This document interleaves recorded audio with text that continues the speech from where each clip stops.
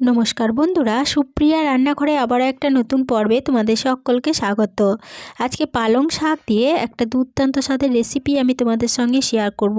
এই রেসিপিটা গরম ভাত ও রুটির সঙ্গে খেতে দুর্দান্ত লাগে। তাহলে চলো বন্ধুরা, দেখে নেওয়া যাক আজকের এই রেসিপিটা কিভাবে বানানো হয়।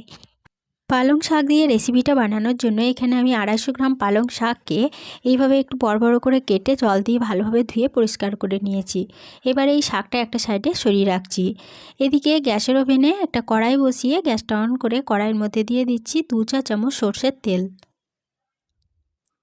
তেলটা ভালোভাবে গরম হয়ে যাওয়ার পরে তেলের মধ্যে দিয়ে দেব 8টা বড়ি। এই বড়িগুলো আমার ঘরে দেওয়া বড়ি। এবার এই তেলের মধ্যে বড়িগুলোকে বেশ কিছুক্ষণ সময় ধরে নেড়েচেড়ে ভেজে নেব। তেলের মধ্যে বড়িগুলোকে বেশ লালচে করে ভেজে নিয়েছি। এবার এই বড়িগুলো তেল থেকে তুলে নিচ্ছি। সমস্ত বড়িগুলো তেল থেকে তুলে নেওয়ার পরে ওই বড়ি ভাজার তেলে দিয়ে দিলাম আবারও 2 চা চামচ সরষের তেল। এবার তেলটা ভালোভাবে গরম হয়ে যাওয়ার পরে তেলের মধ্যে দিয়ে দিচ্ছি 3টে মিডিয়াম সাইজের আলু। আলুগুলোকে আমি ঠিক এইভাবে লম্বা লম্বা করে কেটে জল দিয়ে ধুয়ে রেখেছিলাম। আলুগুলো দিয়ে দিলাম আর দিয়ে দিলাম সামান্য পরিমাণ হলুদের গুঁড়ো। এবার তেলের সাথে বেশ কিছুক্ষণ সময় ধরে আলুগুলোকে নেড়েচেড়ে ভেজে নিচ্ছি।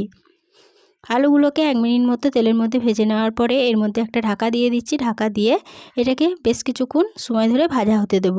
আলুগুলো ভাজা হতে থাক, ততক্ষণে একটা মশলা বানিয়ে নেব। তার জন্য একটা মিক্সিং জারের মধ্যে নিয়ে নিচ্ছি 2 টুকরো আদা, দিয়ে দিচ্ছি 5 কোয়া রসুন আর 2টো কাঁচা লঙ্কা। এবার এর মধ্যে সামান্য পরিমাণ জল দিয়ে দিচ্ছি। জল দিয়ে মিক্সিং জারের ঢাকনাটা বন্ধ করে সমস্ত উপকরণ বেটে নিচ্ছি।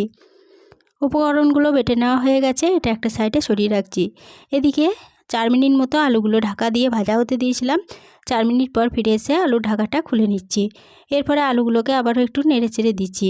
আলুগুলো 4 মিনিট ঢাকা হওয়ার ফাঁকে কিন্তু আমি মাঝে দুবার ঢাকা খুলে আলুগুলোকে নেড়েচেড়ে দিয়েছিলাম। আলুগুলো আবার একটু নেড়েচেড়ে নিলাম। আলুগুলো বেশ লাল করে ভাজা হয়ে গেছে। এবার আলুগুলো তেল থেকে তুলে নিয়ে ওই আলু ভাজার তেলে আবারও দিয়ে দিলাম 1 চা চামচ সরষের তেল। ফোড়নের জন্য দিলাম একটা তেজপাতা, একটা শুকনো লঙ্কা আর সামান্য পরিমাণ গোটা জিরে। এবার এই ফোড়নগুলোকে তেলের মধ্যে ভালোভাবে ভেজে নিচ্ছি। ফোড়নগুলো ভালোভাবে ভেজে নেওয়ার পরে এর মধ্যে দিয়ে দিচ্ছি একটা বড় সাইজের পেঁয়াজ কুচি। পেঁয়াজটাকে এইভাবে লম্বা লম্বা করে কুচি করে জল দিয়ে ভালোভাবে ধুয়ে রেখেছিলাম। এবার বেশ কিছুক্ষণ সময় ধরে পেঁয়াজগুলোকে তেলের মধ্যে নেড়েচেড়ে ভেজে নিচ্ছি। পেঁয়াজগুলোকে একটু সময় ধরে নেড়েচেড়ে হালকা লালচে করে ভেজে নিয়েছি, এর বেশি আর ভাজবো না।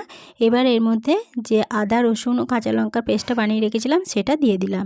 এবার গ্যাসের ফ্লেমটাকে মিডিয়ামে রেখে এই মশলাটা ভালোভাবে কষিয়ে নিচ্ছি। মিনিট 4 সময় ধরে আদা কাঁচা লঙ্কা ও রসুনটাকে কষিয়ে নিয়েছি। আদা ও রসুন থেকে যখন কাঁচা গন্ধটা চলে গেছে তখন এর মধ্যে দিয়ে দিলাম সামান্য পরিমাণ জল। এরপরে দিয়ে দিলাম 1/2 চা চামচ জিরে গুঁড়ো, 1/2 চা চামচ ধনে গুঁড়ো, কালারের জন্য দিয়ে দিচ্ছি 1/2 চা চামচ কাশ্মীরি লঙ্কা গুঁড়ো আর দিয়ে দিচ্ছি 1/2 চা চামচ হলুদের গুঁড়ো। এবার গ্যাসের ফ্লেমটাকে লো টু মিডিয়ামে রেখে সমস্ত মশলা খুব ভালোভাবে কষিয়ে নেব। লো টু মিডিয়াম ফ্লেমে মশলাটাকে আবারও 4 মিনিট সময় ধরে কষিয়ে নিয়েছি। মশলাটা ভালোভাবে কষানো হয়ে গেছে। এবার এই মশলার মধ্যে দিয়ে দেব ভেজে তুলে রাখা আলুগুলো। সমস্ত আলুগুলো দিয়ে দিলাম। এই আলুগুলো এবার মশলার সাথে একটু নেড়েচেড়ে কষিয়ে নিচ্ছি।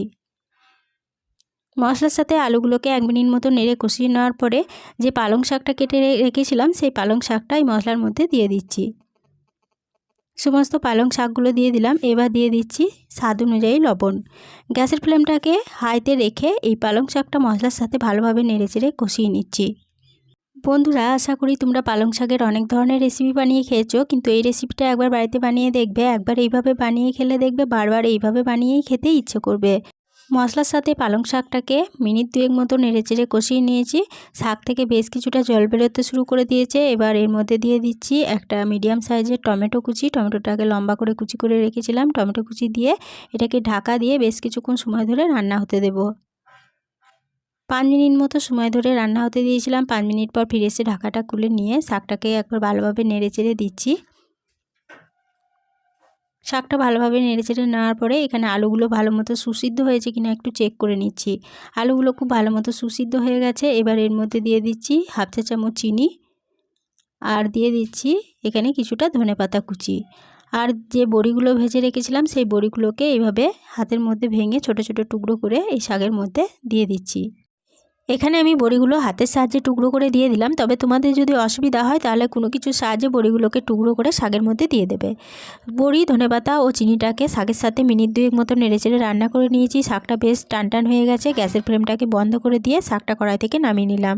গরম ভাতে রুটির সাথে পরিবেশনের জন্য পালং শাকের রেসিপিটা আমার একদম রেডি হয়ে গেছে। আজকে রেসিপিটা প্রথম থেকে শেষ অবধি দেখার জন্য তোমাদেরকে অসংখ্য ধন্যবাদ। রেসিপিটা ভালো লেগে থাকলে ছোট্ট একটা লাইক দিয়ে এরকম নতুন রেসিপি পেতে প্লিজ আমার চ্যানেলটা সাবস্ক্রাইব করে আমার পাশে থেকো।